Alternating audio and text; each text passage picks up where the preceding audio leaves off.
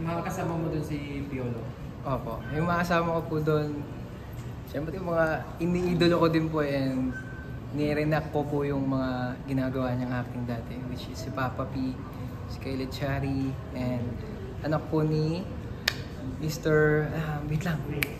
Fernandez, ayun, si Gray Fernandez.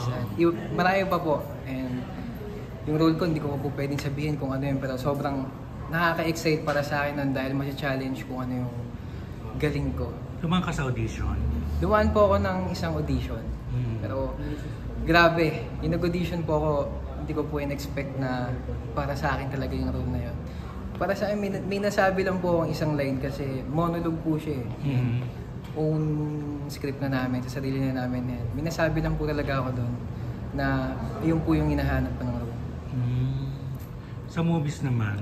Sa movies naman po, yung last time lang namin yung Ma'am Ship. Kasama ko po doon si Ma'am Shimelay, Cantibero, si Miss Bernadette Allison, and Ate Alora Sasam, Enzo Almario.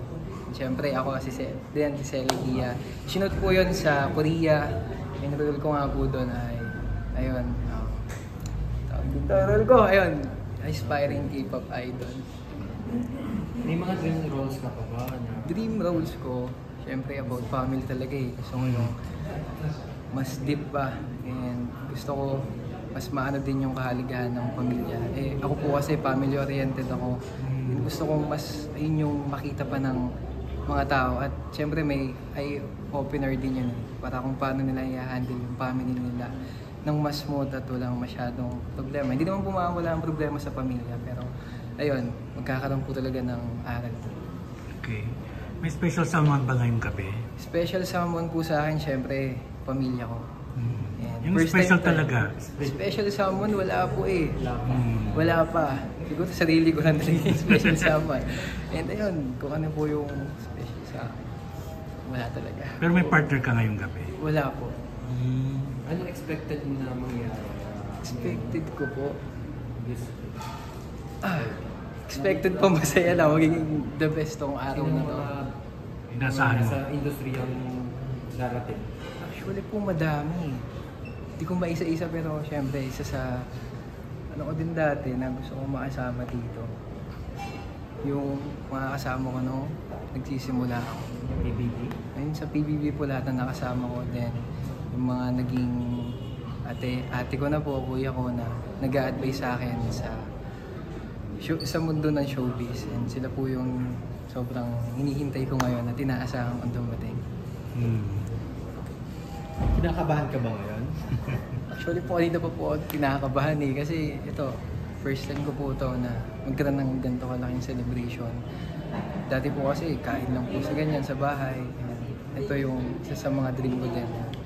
Magkaroon ng event na ganito. At kasama ko, sobrang dami eh. Ang estimated po namin na bisita ko ngayon, 180. Sana po makarating lahat. Ngayong 21 ka na, ano yung mapapromise mo sa sarili mo, lalo na sa career mo? Sa akin, sa 21 na po ako ngayon. Maging matibay pa po ako at syempre, hindi pa natin alam kung ano yung mangyayari sa mga susunod pa na taon. Kaya sa akin, focus lang ako sa goal ko and ayun po, mas mag-grow pa ako as a person. At syempre, magkaroon pa ako ng maraming kaalaman sa acting. Gaano kahalaga sa'yo yung suporta ng tao? Una-una po, sobrang wala po ako dito ngayon kung wala sila. Kaya sobrang grateful ako, thankful ako sa lahat ng sumuporta at naniwala sa akin nung simula nung nag-uumpisa ako. How about sa family mo naman? Sa family ko po, Supportive ba sila sa as in, sobrang supportive. And nag-start po ako dati, theater actor.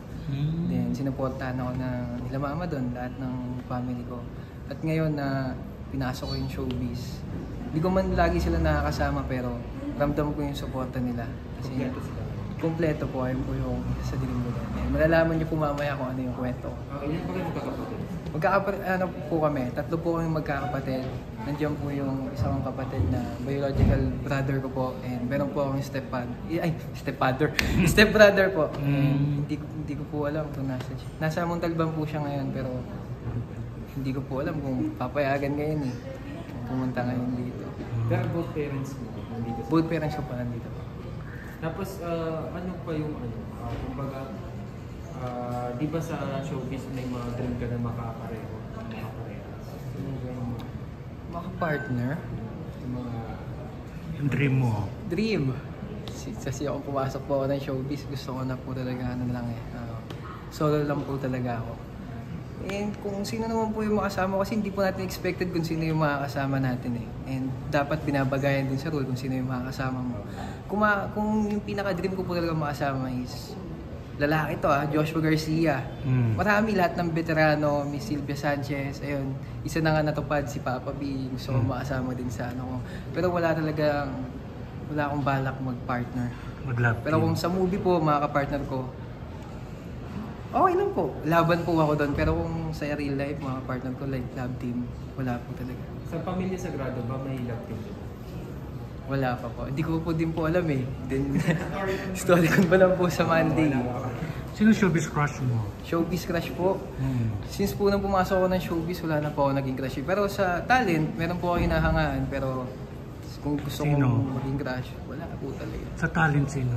Sa talent naman po sa babae, si Ate Kayla Estrada.